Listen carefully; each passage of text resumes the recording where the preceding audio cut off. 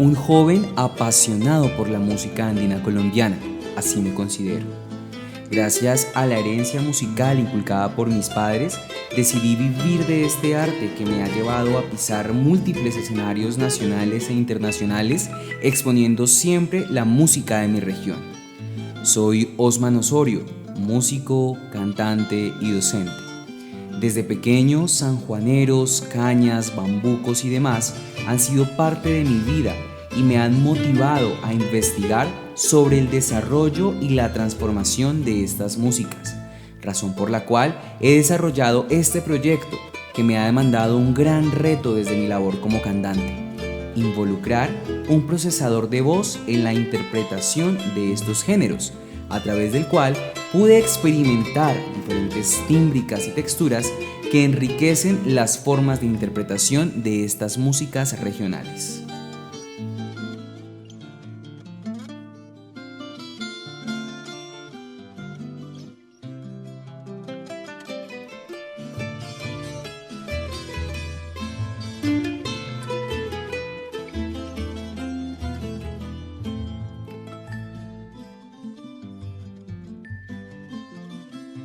Cantar andino es un proceso creativo desarrollado desde Ibagué, capital musical de Colombia, haciendo énfasis en el desarrollo y las dinámicas de las músicas andinas colombianas desde el territorio, en donde se destacan algunas formas características de concebir y producir las estilísticas de la música desde el ámbito local.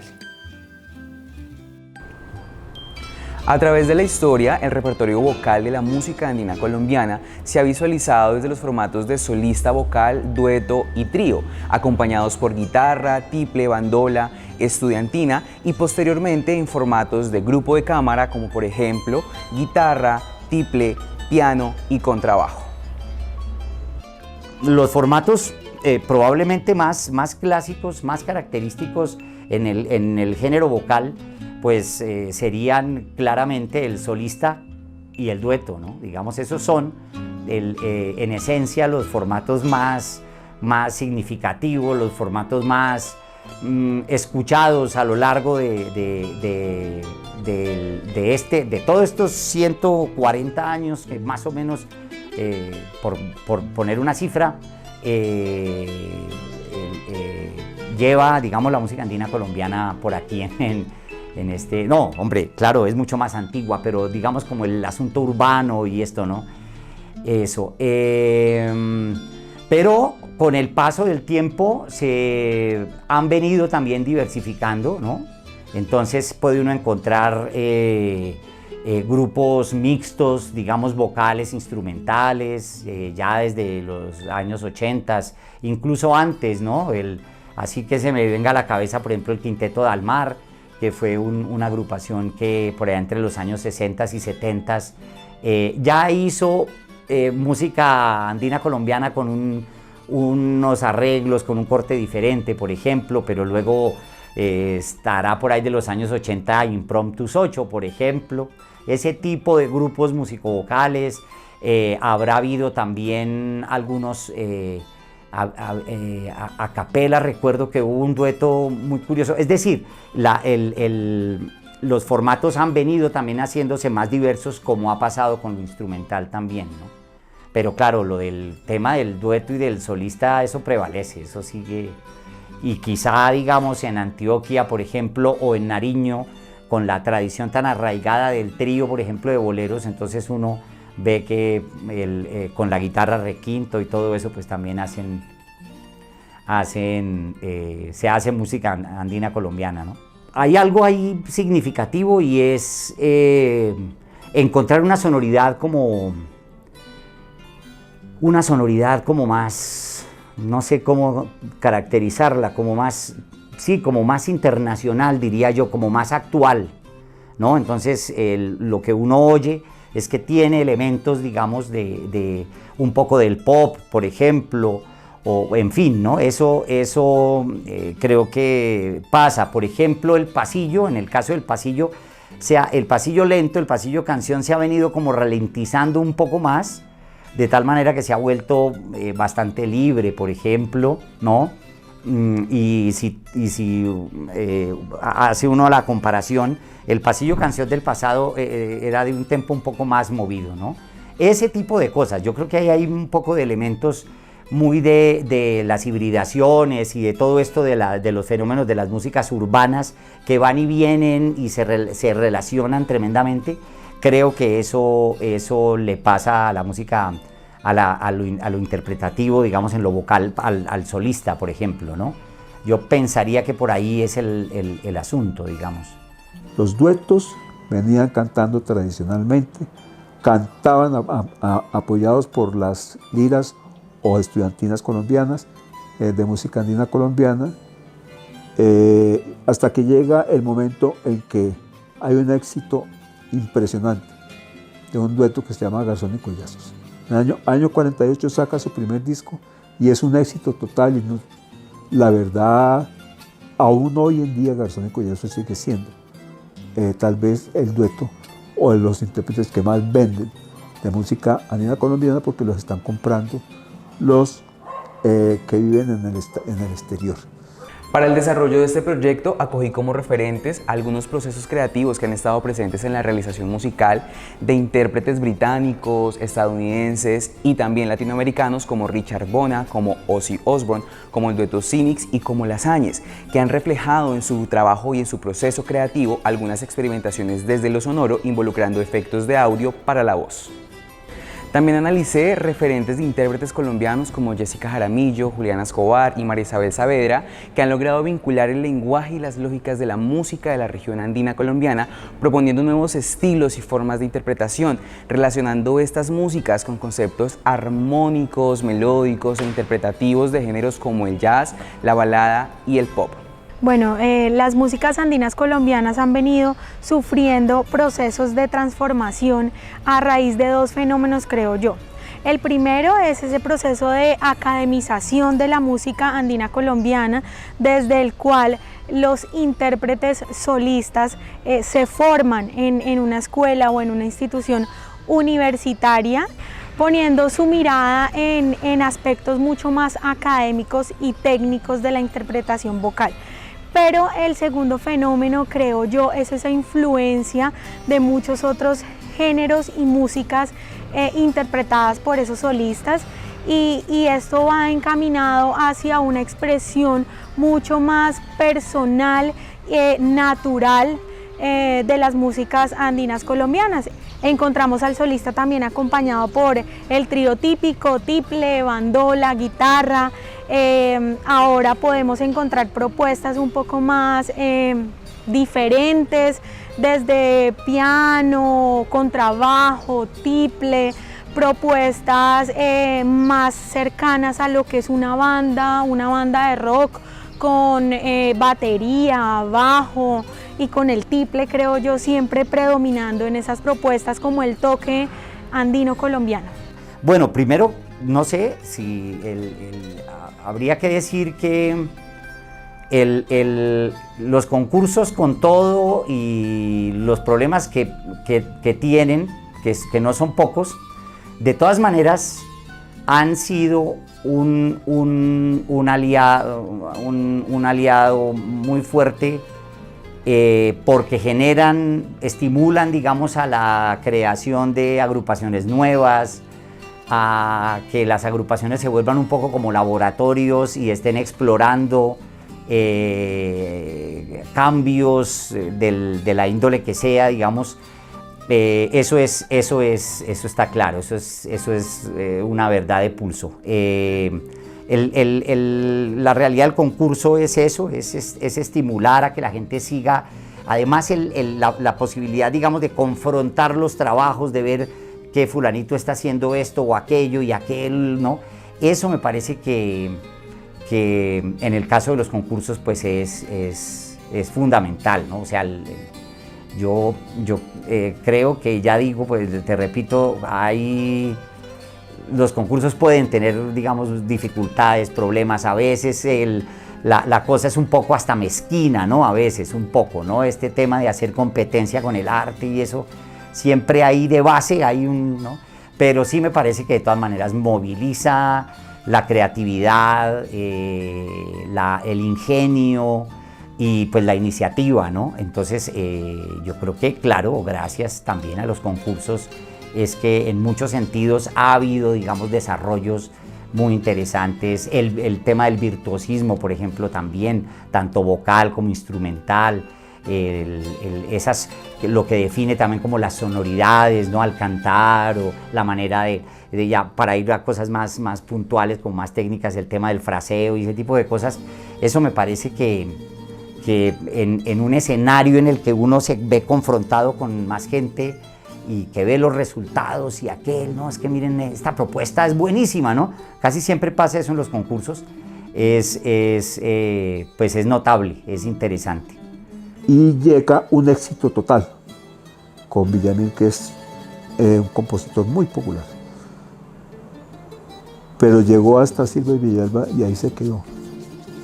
Y ahí es donde yo pienso que los presentadores de música colombiana hicieron muy bien en decir que había que salvar la música andina colombiana, que había que apoyarla, que etcétera, etcétera, los gobiernos.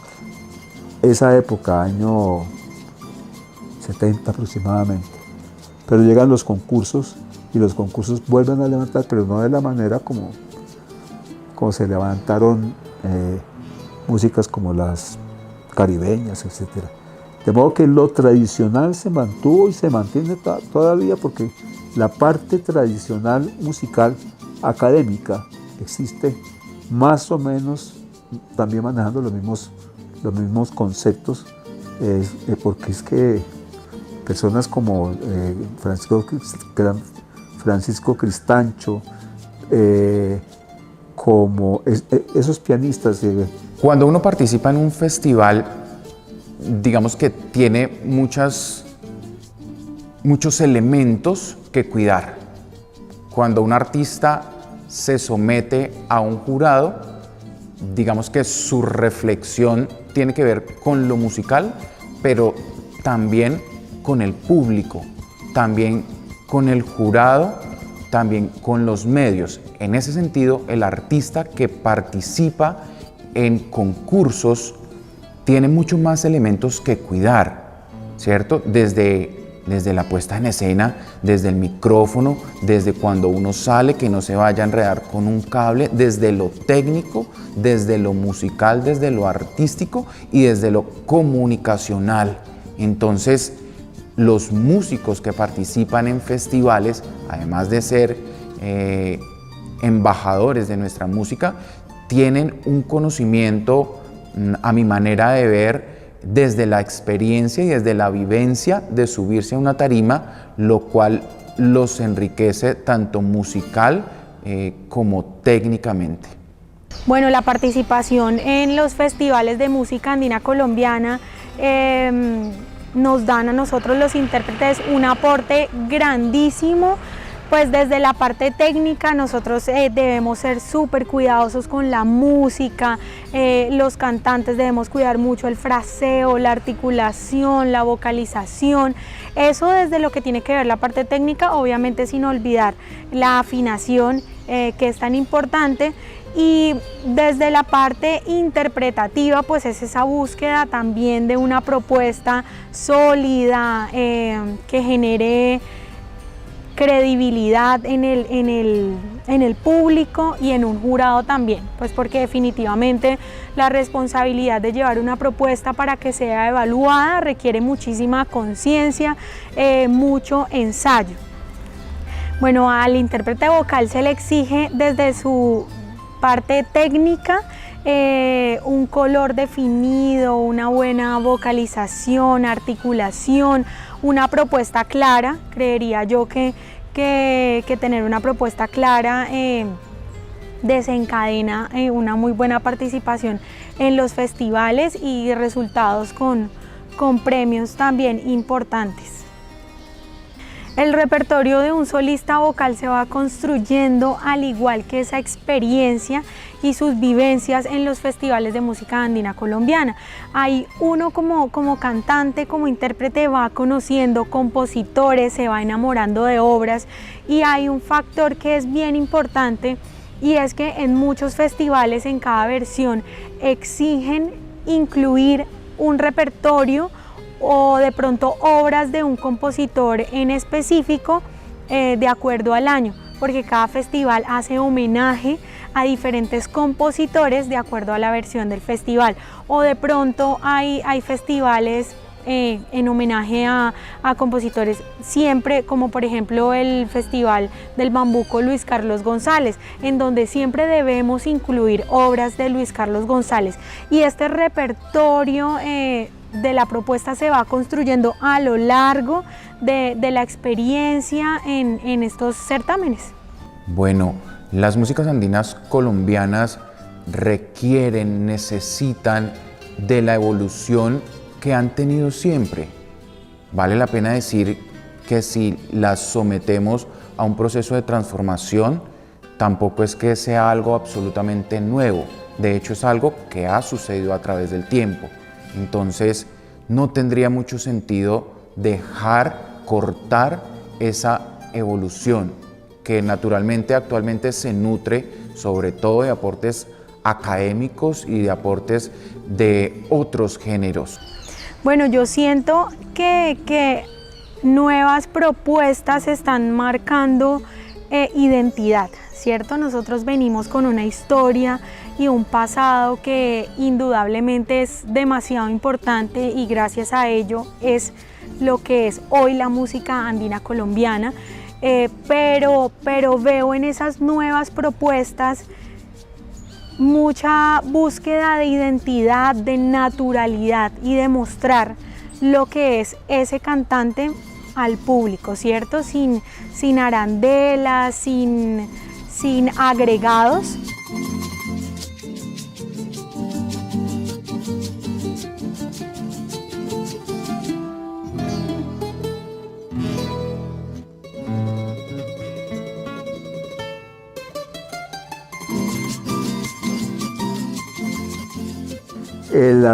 También se está viendo personas con voces muy cuidadas y muy estudiadas, que están haciendo cursos con determinados profesores, maestros, etcétera, que están cuidando su voz. Eso lo estoy viendo en prácticamente todas los intérpretes de música andina colombiana. El éxito de personas como Jessica Jaramillo en el programa de televisión cantando solamente música andina colombiana, para mí ha dado un paso firme para que volvamos a esos escenarios. Yo estoy viendo y estoy haciendo música para que la canten los jóvenes, porque yo creo en los jóvenes, las personas como yo que tendríamos 15, 20 años más de vida, y esos jóvenes tienen 60 años, 70 años de vigencia. Creo en ellos y creo en los jóvenes músicos. El maestro César Zambrano decía en alguna ocasión, pedimos que les enseñaran, cuando veíamos que los que cantaban música andina colombiana eran los viejos y que le hablaban a los abuelos y que la música del pasado y todas esas cuestiones, pedimos que fueran jóvenes los que hicieran esto. Y después pedimos que esos jóvenes aprendieran a tocar bandola, aprendieran a tocar tiple. Y cuando llegan estos jóvenes, fuera de eso, estudiaron en una academia, en un conservatorio, en una universidad. Cuando llegan estos jóvenes con un tiple, pues, entran a hacer en la época mía, cuando yo era joven, eso que estaban haciendo con esos tiples eran barbaridades. Ahora están haciendo bellezas. Es por eso que el propósito de este proyecto es generar un espacio de experimentación musical a través de la voz, utilizando un procesador de efectos de audio que permitirá ampliar las posibilidades interpretativas de los cantantes en este tipo de músicas. Esto es una postura que será también determinante en los espacios en los que se difunden, se comunican y se divulgan estos repertorios.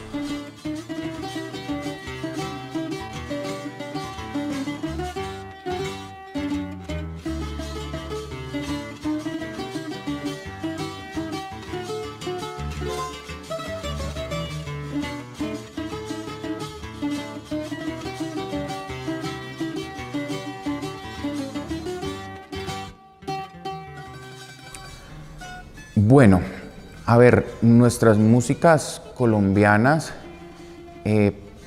puede ser que hayan nacido en lo rural, pero lo curioso, y pienso yo, es que lo rural, lo que antiguamente era rural, hoy en día se volvió urbano. Entonces uno oye decir que Ibagué, pues lo urbano era el sector del centro, pero ya 4 cuadros abajo era sector rural, ¿no? El Salado era rural. Entonces las ciudades crecieron y lo que antes era urbano, lo que antes era rural, ahora es urbano. Y yo pienso que en esa acogida de lo urbano a lo rural, obviamente entraron las músicas colombianas.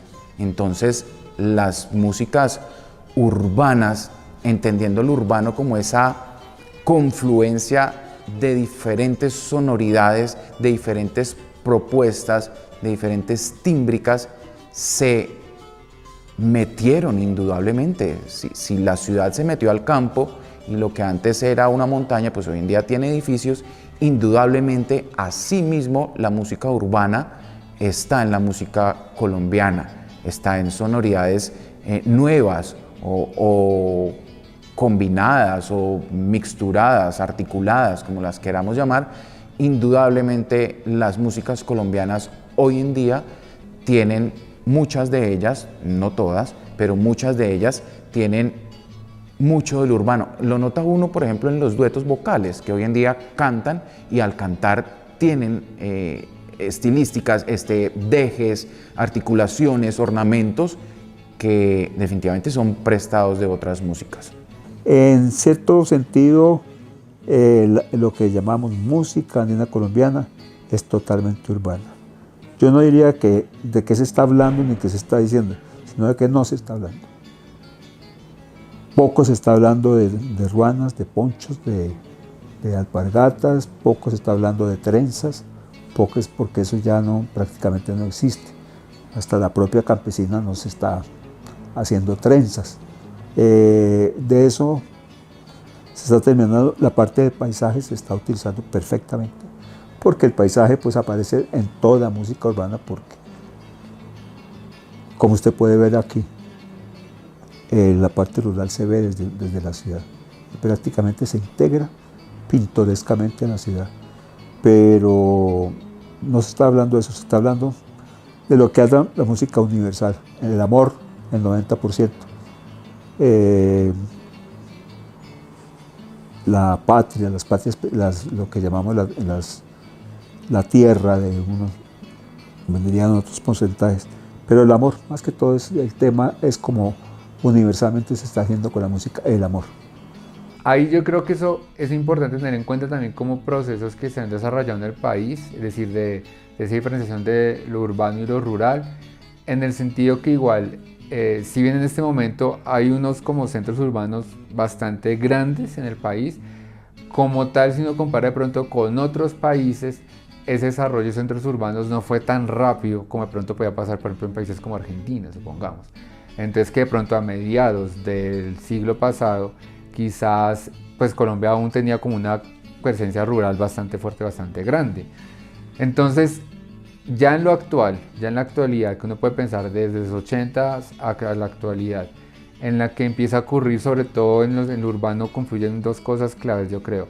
Lo que son los temas de formación a través de universidades y los temas como de migraciones y encuentros de diferentes posibilidades. Entonces, desde universidades como centros de formación en los que quizás anteriormente no había tantas posibilidades de formación, o las posibilidades de formación estaban centradas únicamente desde lo tema como lo que se llama como lo clásico. Desde los 80 eso empieza a haber apertura de más programas con diferentes visiones, y esos programas están ubicados en las grandes ciudades. Es decir, uno piensa en Bogotá de los 90 hacia acá, es decir, el número de programas en música ha crecido en número bastante y en enfoque bastante, y eso influye en esa parte. De pronto a lo que puede ocurrir desde una área rural, desde las influencias, también entendiendo el contexto de esas personas que están estudiando ahí. Es decir, de que no solamente están estudiando lo que ven ahí, sino que escuchan otras cosas, tocan otras cosas, y entonces ahí yo creo que se presenta en realidad como esa diferenciación entre lo que se genera desde lo rural y lo que se genera desde lo urbano. Por esta razón, toma sentido discutir conceptos relacionados con lo tradicional y la nueva expresión, que han estado presentes en la realización de festivales de música andina colombiana, en donde se desarrolla una estilística a través de la cual diferentes intérpretes, especialmente jóvenes, han realizado propuestas importantes para la consolidación de nuevas formas de interpretación de estas músicas. Hoy día, digamos, la cosa se asume como con más, o yo por lo menos lo percibo así, como con más naturalidad, con más sencillez, ¿no? Pero sí recuerdo que por allá hacia los años 80, 90 del siglo pasado, el tema fue álgido, digamos, sobre todo en el contexto de los concursos de música andina colombiana.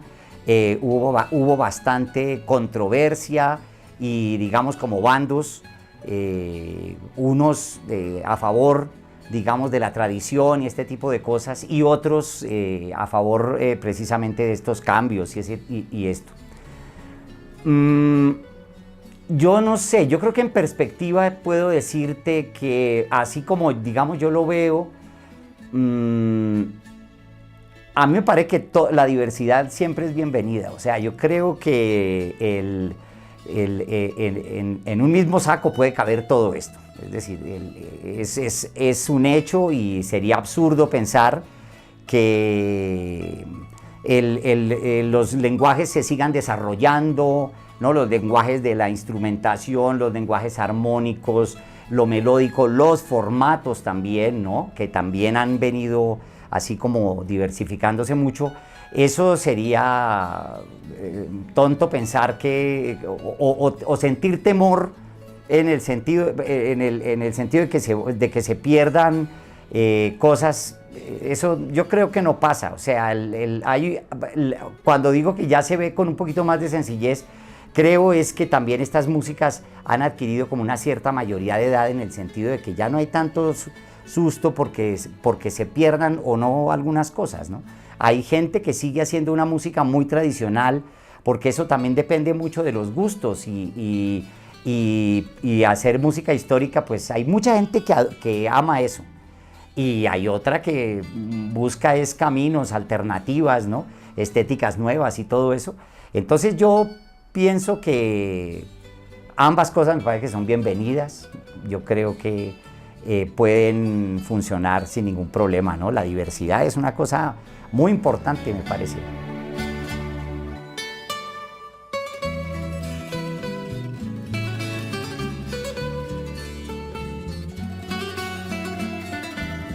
Yo entiendo lo tradicional como todas las sonoridades que están cercanas o están ubicadas primero temporalmente con lo que ocurría en el siglo XX antes de los 80, que igual no es una sonoridad única, porque ahí puede haber, como que pueden confluir muchísimas cosas, las que de pronto estaban más cercano a unas oralidades que existían en el término del músico, de pronto que tocaba más de oreja, que no se escribían como unas partituras o unas versiones de los temas en un score, sino más como que se sabe los temas de oreja y los toca, y ahí uno veía como unas cosas muy claras en cuanto a los estilos interpretativos.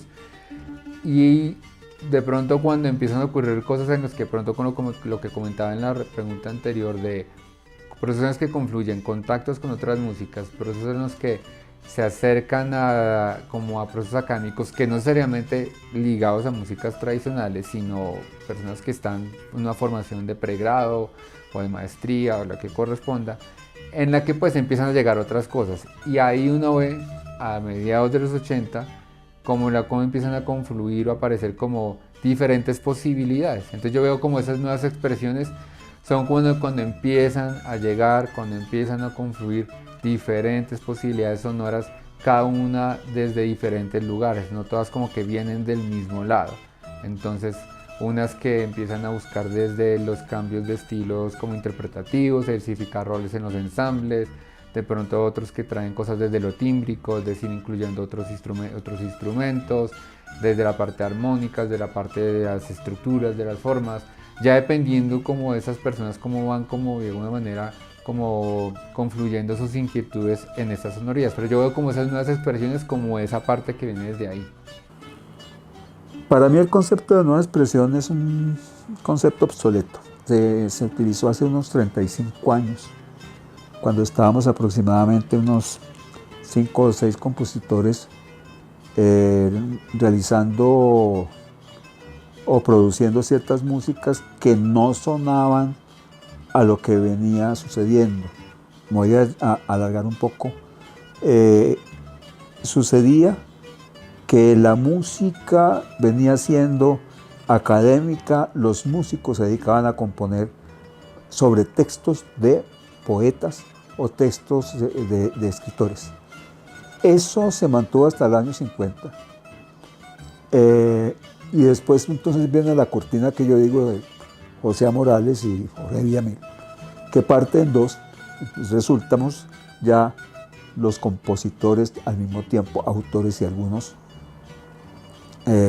nos podríamos, pues yo ya no, pero algunos optan por ser cantautores. Entonces la música tradicional venía dividida desde hace mucho tiempo entre los que interpretaban académicamente, como Morales Pino, como Emilio Murillo, como Camargo Espolidor, etcétera, etcétera. El mismo Castilla, de acá, el maestro Alberto Castilla. Y los otros eran los que hacían la interpretación empírica.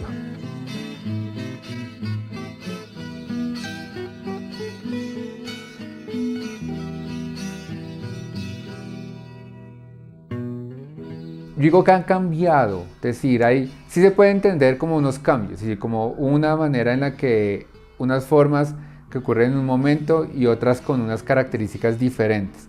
Lo que pasa es que quizás esas nuevas formas, no hay una nueva forma, es decir, que pronto uno diga como para poder clasificar, que piense, no, por ejemplo, el estilo interpretativo como eran los duetos vocales en los 60s, y quizás hay algo muy específico como eran, como las articulaciones, cómo armonizaban, etc.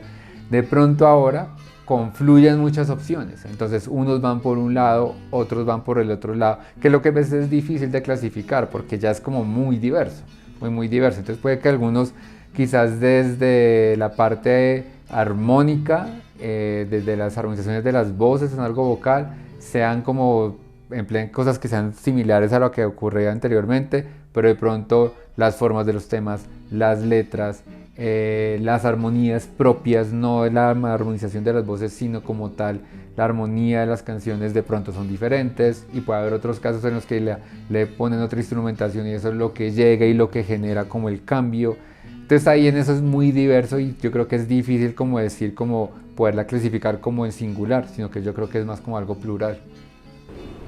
El estudio de estos referentes me permitió comprender la articulación de los componentes sonoros de la danza, el pasillo y el bambuco, así como también las características del funcionamiento y el uso de pedales para la voz y sus efectos, lo cual fue determinante en mi proceso de exploración interpretativa. Desde el repertorio vocal de las músicas andinas colombianas, la forma canción ha tenido gran protagonismo. Duetos, tríos y solistas vocales han interpretado a lo largo de la historia muchos temas musicales que siguen esta estructura. Claro, pues es uno de los insumos de repertorio más fuertes, ¿no? Que no son fáciles de responder, porque a pesar de que, digamos, estas músicas, como ya tienen una tradición también, no solo oral, por supuesto, sino también letrada, digamos, entonces tienen aspectos muy similares a los que uno podría pensar si hace el ejercicio con otras músicas, como por ejemplo las músicas académicas, ¿no? Que uno dice, no, es que en el estilo barroco se acompaña de tal manera, pero miren que el clasicismo, porque tiene unas características de la melodía y eso diferentes, o porque los instrumentos fueron mejorando, cosas de ese estilo, ¿no? Entonces uno tiende a, es muy fácil como buscar en esa lógica como la huella del estilo interpretativo, pero aquí pasan cosas singulares también que hay que ver de otra manera. Por ejemplo, hay un factor clave muy importante en el estilo interpretativo en las músicas andinas colombianas que es la reglística, que son las versiones, ¿no? Eso a veces define mucho más que pensar si la obra es de Pedro Morales Pino o es no sé, de Lucas Saboya, por ejemplo, ¿no? Entonces, me parece que el arreglista, la figura del arreglista, le da, digamos, un tono y sí, como un ADN propio a lo que uno finalmente va a interpretar, ¿no? Eso creo que es clave. Yo creo que a partir de ahí uno podría afirmar, claro, seguramente, por ejemplo, si va a ser una música de época y, por ejemplo, me consigo una bandola afinada en si bemol, pues eso le va a cambiar definitivamente la sonoridad, ¿no? Esa es una práctica que es muy, digamos, de las músicas académicas que en la música andina colombiana no es que se dé mucho. O sea, no hay casos, digamos, de agrupaciones que hagan música de época expresamente con instrumentos antiguos, digamos, ¿no? Sí hay quienes trabajan, por ejemplo, el cuarteto colombiano que dirige Fernando León desde hace unos 20 años o un poco más.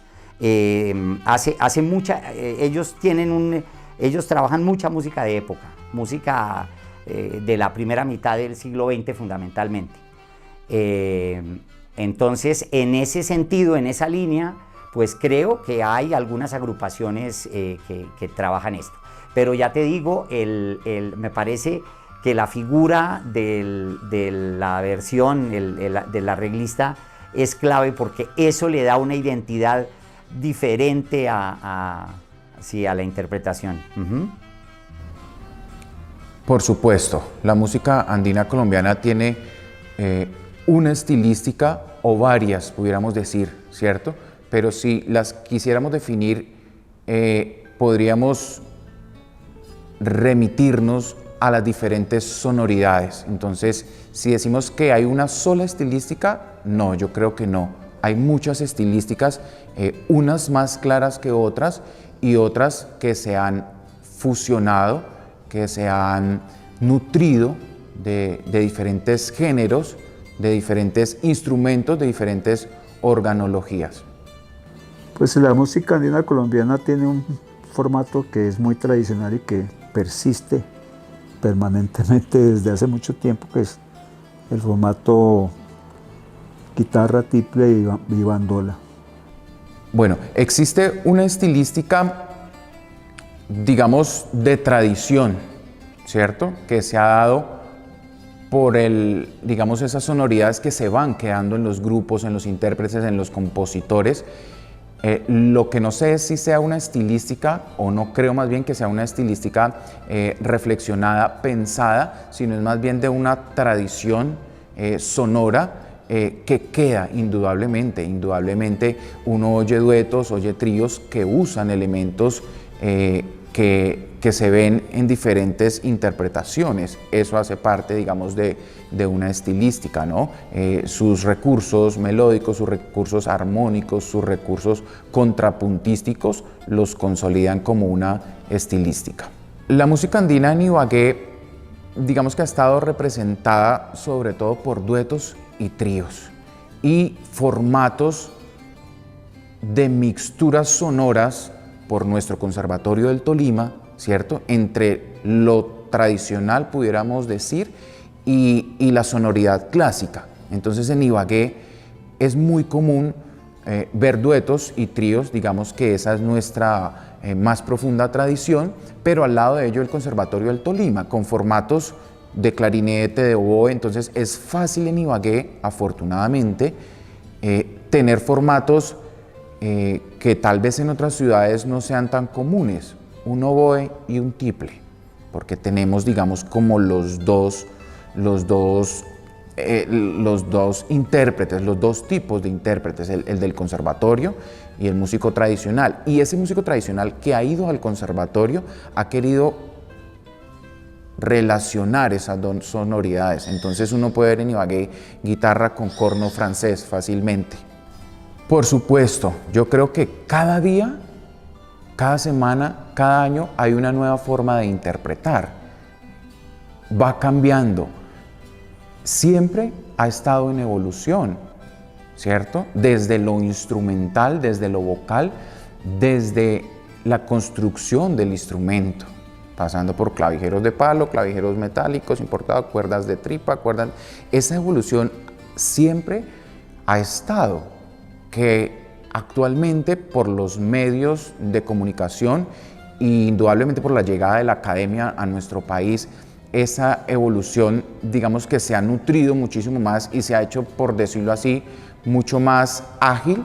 Eso también es cierto, pero definitivamente la música y nuestra música colombiana nunca ha dejado, no sé si la palabra sea evolucionar, yo diría de transformarse. Creo que es la salvación, el hecho de que en nuestras músicas colombianas tengamos jóvenes que estén estudiando música, que estén interesados algunos en renovarla, en cambiarla, en aportarle a esa música colombiana, otros en conservarla en determinado tiempo, en determinada sonoridad, cuidando la sonoridad de trío, de dueto, en fin, cuidando la sonoridad que ellos crean, pues nos garantiza que esta música, así sean sus versiones de determinada época o en sus versiones nuevas, pues va a tener una continuidad, se va a difundir, sobre todo que los jóvenes de hoy en día tenemos algo que no tenían